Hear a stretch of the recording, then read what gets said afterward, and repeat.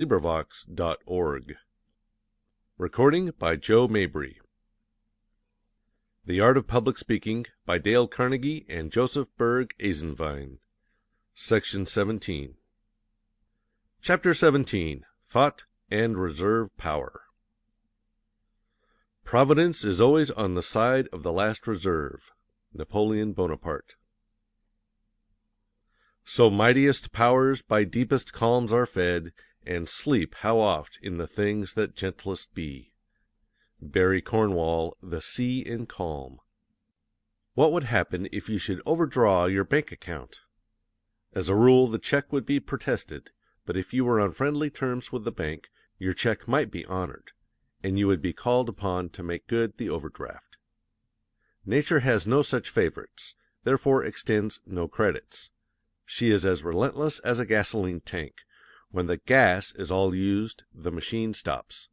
It is as reckless for a speaker to risk going before an audience without having something in reserve as it is for the motorist to essay a long journey in the wilds without enough gasoline in sight. But in what does a speaker's reserve power consist? In a well-founded reliance on his general and particular grasp of his subject, in the quality of being alert and resourceful in thought, particularly in the ability to think while on his feet, and in that self-possession which makes one the captain of all his own forces, bodily and mental. The first of these elements, adequate preparation, and the last, self-reliance, were discussed fully in the chapters on self-confidence and fluency, so they will be touched only incidentally here. Besides, the next chapter will take up specific methods of preparation for public speaking. Therefore, the central theme of this chapter is the second of the elements of reserve power, thought. The mental storehouse. An empty mind, like an empty larder, may be a serious matter or not. All will depend on the available resources. If there is no food in the cupboard, the housewife does not nervously rattle the empty dishes. She telephones the grocer. If you have no ideas, do not rattle your empty ers and ahs, but get some ideas, and don't speak until you do get them. This, however, is not being what the old New England housekeeper used to call forehanded. The real solution of the problem of what to do with an empty head is never to let it become empty. In the artesian wells of Dakota, the water rushes to the surface and leaps a score of feet above the ground. The secret of this exuberant flow is of course the great supply below, crowding to get out. What is the use of stopping to prime a mental pump when you can fill your life with the resources for an artesian well? It is not enough to have merely enough. You must have more than enough. Then the pressure of your mass of thought and feeling will maintain your flow of speech and give you the confidence and poise that denote reserve power. To be away from home with only the exact return fare leaves a great deal to circumstances. Reserve power is magnetic. It does not consist in giving the idea that you are holding something in reserve, but rather in the suggestion that the audience is getting the cream of your observation, reading, experience, feeling, thought. To have reserve power, therefore, you must have enough milk of material on hand to supply sufficient cream. But how shall we get the milk? There are two ways. The one is first hand, from the cow. The other is second hand, from the milkman. The seeing eye. Some sage has said, "For 1,000 men who can speak, there is only one who can think. For 1,000 men who can think, there is only one who can see." To see and to think is to get your milk from your own cow. When the one man in a million who can see comes along, we call him master. Old Mr. Holbrook, of Cranford, asked his guest what color ash buds were in March. She confessed she did not know, to which the old gentleman answered, "I knew you didn't." "No more did I, an old fool that I am, till this young man comes and tells me. Black as ash buds in March, and I've lived all my life in the country. More shame for me not to know. Black, they are jet black, madam." This young man, referred to by Mr. Holbrook, was Tennyson. Henry Ward Beecher said, quote, "I do not believe that I have ever met a man on the street that I did not get from him some element for a sermon. I never see anything in nature which does not work towards that for which I give the strength of my life. The material for my sermons is all the time following me and swarming up around me." End quote. Instead of saying only one man in a million can see, it would strike nearer the truth to say that none of us sees with perfect understanding more than a fraction of what passes before our eyes. Yet this faculty of acute and accurate observation is so important that no man ambitious to lead can neglect it. The next time you are in a car, look at those who sit opposite you and see what you can discover of their habits, occupations, ideals, nationalities, environments, education, and so on. You may not see a great deal the first time, but practice will reveal astonishing results. Transmute every incident of your day into a subject for a speech or an illustration. Translate all that you see into terms of speech. When you can describe all that you have seen in definite words, you are seeing clearly. You are becoming the millionth man. De Maupassant's description of an author should also fit the public speaker. Quote, "His eye is like a suction pump, absorbing everything, like a pickpocket's hand, always at work. Nothing escapes him. He is constantly collecting material, gathering up glances, gestures, intentions, everything that goes on in his presence, the slightest look, the least act, the merest trifle." End quote. De Maupassant was himself a millionth man, a master. Ruskin took a common rock crystal and saw hidden within its stolid heart lessons which have not yet ceased to move men's lives. Beecher stood for hours before the window of a jewelry store, thinking out analogies between jewels and the souls of men. Gough saw in a single drop of water enough truth wherewith to quench the thirst of 5,000 souls. Thoreau sat so still in the shadowy woods that birds and insects came and opened up their secret lives to his eye. Emerson observed the soul of a man so long that at length he could say, "I cannot hear what you say, foreseeing what you are." Prior for 3 years studied the life of his babe and so became an authority upon the child mind. Observation! Most men are blind. There are 1,000 times as many hidden truths and undiscovered facts about us today as have made discoverers famous, facts waiting for someone to pluck out the heart of their mystery. But so long as men go about the search with eyes that see not, so long will these hidden pearls lie in their shells. Not an orator, but who could more effectively point and feather his shafts were he to search nature rather than libraries?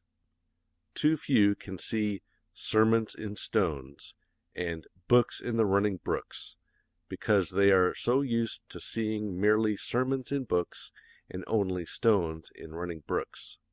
Sir Philip Sidney had a saying, "Look in thy heart and write." Massillon explained his astute knowledge of the human heart by saying, "I learned it by studying myself." Byron says of John Locke that all his knowledge of the human understanding was derived from studying his own mind. Since multiform nature is all about us, originality ought not to be so rare. How to Attract and Hold an Audience, J. Berg Eisenwein. The Thinking Mind. Thinking is doing mental arithmetic with facts. Add this fact to that, and you reach a certain conclusion. Subtract this truth from another, and you have a definite result. Multiply this fact by another, and have a precise product. See how many times this occurrence happens in that space of time, and you have reached a calculable dividend. In thought processes, you perform every known problem of arithmetic and algebra. That is why mathematics are such excellent mental gymnastics. But by the same token, thinking is work. Thinking takes energy. Thinking requires time, and patience, and broad information, and clear-headedness. Beyond a miserable little surface scratching, few people really think at all. Only 1 in 1,000, according to the pundit already quoted. So long as the present system of education prevails, and children are taught through the ear rather than through the eye, so long as they are expected to remember thoughts of others rather than think for themselves, this proportion will continue. 1 man in 1,000,000 will be able to see, and 1 in 1,000 to think. But however thoughtless a mind has been, there is promise of better things so soon as the mind detects its own lack of thought power. The first step is to stop regarding thought as the magic of the mind, to use Byron's expression, and see it as thought truly is, a weighing of ideas and a placing of them in relationships to each other. Ponder this definition and see if you have learned to think efficiently. Habitual thinking is just that, a habit. Habit comes of doing a thing repeatedly. The lower habits are acquired easily. The higher ones require deeper grooves if they are to persist. So we find that the thought habit comes only with resolute practice. Yet no effort will yield richer dividends. Persist in practice, and whereas you have been able to think only an inch deep into a subject, you will soon find that you can penetrate it a foot. Perhaps this homely metaphor will suggest how to begin the practice of consecutive thinking, by which we mean welding a number of separate thought links into a chain that will hold. Take one link at a time, see that each naturally belongs with the ones you link to it, and remember that a single missing link means no chain. Thinking is the most fascinating and exhilarating of all mental exercises. Once realize that your opinion on a subject does not represent the choice you have made between what Dr. Cerebrum has written and Professor Cerebellum has said, but is the result of your own earnestly applied brain energy, and you will gain a confidence in your ability to speak on that subject that nothing will be able to shake. Your thought will have given you both power and reserve power. Someone has condensed the relation of thought to knowledge in these pungent, homely lines. Don't give me the man who thinks he thinks. Don't give me the man who thinks he knows. But give me the man who knows he thinks, and I have the man who knows he knows. Reading as a stimulus to thought. No matter how dry the cow, however, nor how poor our ability to milk, there is still the milkman. We can read what others have seen and felt and thought. Often, indeed, such records will kindle within us that pre-essential and vital spark, the desire to be a thinker. The following selection is taken from one of Dr. Newell Dwight Hillis's lectures, as given in A Man's Value to Society. Dr. Hillis is a most fluent speaker. He never refers to notes. He has reserve power. His mind is a veritable treasure house of facts and ideas. See how he draws from a knowledge of 15 different general or special subjects: geology, plant life, Palestine, chemistry, Eskimos, mythology, literature, the Nile, history, law, wit, evolution, religion, biography, and electricity. Surely it needs no sage to discover that the secret of this man's reserve power is the old secret of our artesian well whose abundance surges from unseen depths. The uses of books and reading. Used by permission. Each Kingsley approaches a stone as a jeweler approaches a casket to unlock the hidden gems. Geikie causes the bit of hard coal to unroll the juicy bud, the thick odorous leaves, the pungent boughs, until the bit of carbon enlarges into the beauty of a tropic forest. That little book of Grant Allen's, called How Plants Grow, exhibits trees and shrubs as eating, drinking, and marrying. We see certain date groves in Palestine, and other date groves in the desert 100 miles away, and the pollen of the one carried upon the trade winds to the branches of the other. We see the tree with its strange system of waterworks pumping the sap up through pipes and mains. We see the chemical laboratory in the branches mixing flavor for the orange in one bough, mixing the juices of the pineapple in another. We behold the tree as a mother making each infant acorn ready against the long winter. Rolling it in swathes soft and warm as wool blankets, wrapping it around with garments impervious to the rain, and finally slipping the infant acorn into a sleeping bag, like those the Eskimos gave Dr. Kane. At length we come to feel that the Greeks were not far wrong in thinking each tree had a dryad in it, animating it, protecting it against destruction, dying when the tree withered. Some Faraday shows us that each drop of water is a sheath for electrical forces sufficient to charge 800,000 Leyden jars, or drive an engine from Liverpool to London.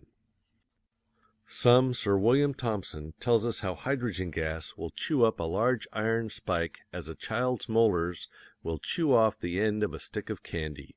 Thus each new book opens up some new and hitherto unexplored realm of nature. Thus books fulfill for us the legend of the wondrous glass that showed its owner all things distant and all things hidden. Through books our world becomes as a bud from the bower of God's beauty, the sun as a spark from the light of his wisdom, the sky as a bubble on the sea of his power. Therefore Mrs. Browning's words, "No child can be called fatherless who has God and his mother. No youth can be called friendless who has God and the companionship of good books." Books also advantage us in that they exhibit the unity of progress, the solidarity of the race, and the continuity of history. Authors lead us back along the pathway of law, of liberty or religion, and set us down in front of the great man in whose brain the principle had its rise. As the discoverer leads us from the mouth of the Nile back to the headwaters of Nyanza, so books exhibit great ideas and institutions, as they move forward, ever widening and deepening, like some Nile feeding many civilizations. For all the reforms of today go back to some reform of yesterday. Man's art goes back to Athens and Thebes. Man's laws go back to Blackstone and Justinian. Man's reapers and plows go back to the savage scratching the ground with his forked stick, drawn by the wild bullock. The heroes of liberty march forward in a solid column. Lincoln grasps the hand of Washington. Washington received his weapons at the hands of Hampden and Cromwell. The great Puritans lock hands with Luther and Savonarola. The unbroken procession brings us at length to him whose Sermon on the Mount was the very charter of liberty. It puts us under a divine spell to perceive that we are all co-workers with the great men, and yet single threads in the warp and woof of civilization. And when books have related us to our own age, and related all the epochs to God, whose providence is the Gulf Stream of history, these teachers go on to stimulate us to new and greater achievements. Alone, man is an unlighted candle. The mind needs some book to kindle its faculties. Before Byron began to write, he used to give half an hour to reading some favorite passage. The thought of some great writer never failed to kindle Byron into a creative glow, even as a match lights the kindlings upon the grate. In these burning, luminous moods, Byron's mind did its best work. The true book stimulates the mind, as no wine can ever quicken the blood. It is reading that brings us to our best, and rouses each faculty to its most vigorous life. We recognize this as pure cream, and if it seems at first to have its secondary source in the friendly milkman, let us not forget that the theme is the uses of books and reading. Dr. Hillis both sees and thinks. It is fashionable just now to decry the value of reading. We read, we are told, to avoid the necessity of thinking for ourselves. Books are for the mentally lazy. Though this is only a half-truth, the element of truth it contains is large enough to make us pause. Put yourself through a good old Presbyterian soul-searching self-examination, and if reading from thought laziness is one of your sins, confess it. No one can shrive you of it but yourself. Do penance for it by using your own brains, for it is a transgression that dwarfs the growth of thought and destroys mental freedom. At first the penance will be trying, but at the last you will be glad in it. Reading should entertain, give information, or stimulate thought. Here, however, we are chiefly concerned with information and stimulation of thought. What shall I read for information?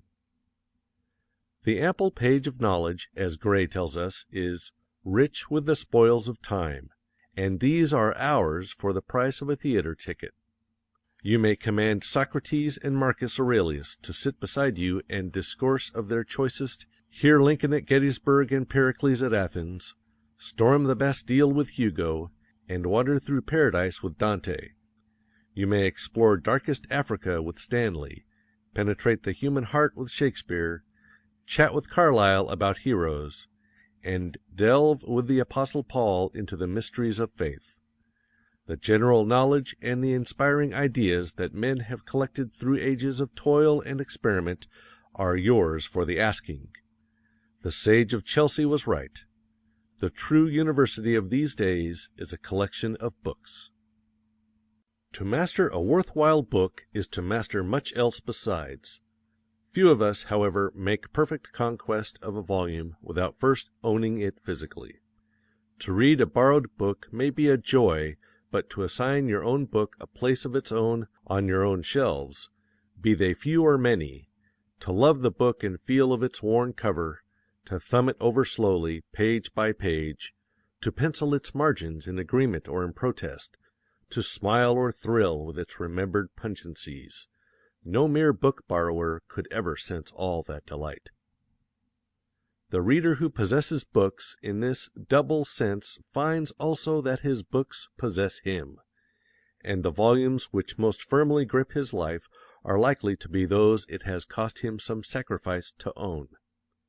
These lightly come by titles, which Mr. Fatpurse selects, perhaps by proxy, can scarcely play the guide, philosopher, and friend in crucial moments as do the books, long coveted, joyously attained, that are welcomed into the lives, and not merely the libraries, of us others who are at once poorer and richer.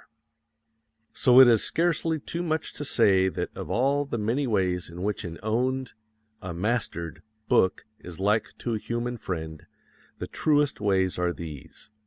A friend is worth making sacrifices for, both to gain and to keep, and our loves go out most dearly to those into whose inmost lives we have sincerely entered.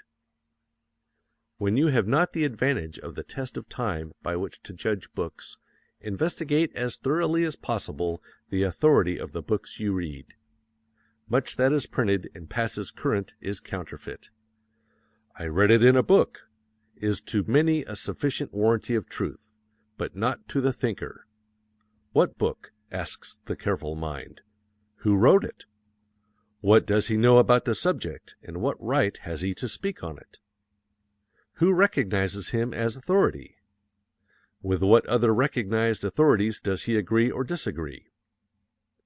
Being caught trying to pass counterfeit money, even unintentionally, is an unpleasant situation. Beware lest you circulate spurious coin. Above all, seek reading that makes you use your own brains. Such reading must be alive with fresh points of view, packed with special knowledge, and deal with subjects of vital interest. Do not confine your reading to what you already know you will agree with. Opposition wakes one up. The other road may be the better, but you will never know it unless you give it the once-over. Do not do all your thinking and investigating in front of given QEDs, merely assembling reasons to fill in between your theorem and what you want to prove will get you nowhere. Approach each subject with an open mind and, once sure that you have thought it out thoroughly and honestly, have the courage to abide by the decision of your own thought, but don't brag about it afterward. No book on public speaking will enable you to discourse on the tariff if you know nothing about the tariff. Knowing more about it than the other man will be your only hope for making the other man listen to you. Take a group of men discussing a governmental policy of which someone says, "It is socialistic." That will commend the policy to Mr. A, who believes in socialism, but condemn it to Mr. B, who does not. It may be that neither had considered the policy beyond noticing that its surface color was socialistic. The chances are, furthermore, that neither Mr. A nor Mr. B has a definite idea of what socialism really is, for as Robert Louis Stevenson says, man lives not by bread alone, but chiefly by catchwords. If you are of this group of men and have observed this proposed government policy, and investigated it, and thought about it, what you have to say cannot fail to command their respect and approval, for you will have shown them that you possess a grasp of your subject and, to adopt an exceedingly expressive bit of slang, then some. Questions and exercises. 1. Robert Houdin trained his son to give one swift glance at a shop window in passing and be able to report accurately a surprising number of its contents. Try this several times on different windows and report the result. 2. What effect does reserve power have on an audience? 3. What are the best methods for acquiring reserve power? 4. What is the danger of too much reading? 5. Analyze some speech that you have read or heard and notice how much real information there is in it. Compare it with Dr. Hillis's speech on Brave Little Belgium, page 394. 6. Write out a 3-minute speech on any subject you choose. How much information and what new ideas does it contain? Compare your speech with the extract on page 191 from Dr. Hillis's The Uses of Books and Reading. 7. Have you ever read a book on the practice of thinking? If so, give your impressions of its value. Note, there are a number of excellent books on the subject of thought and the management of thought. The following are recommended as being especially helpful. Thinking and Learning to Think, Nathan C. Schaefer. Talks to Students on the Art of Study, Kramer. As a Man Thinketh, Allen. 8. Define A. Logic, B. Mental philosophy or mental science, C. Psychology, D. Abstract. End of section 17. Recording by Joe Mabry at www.ievoice.com.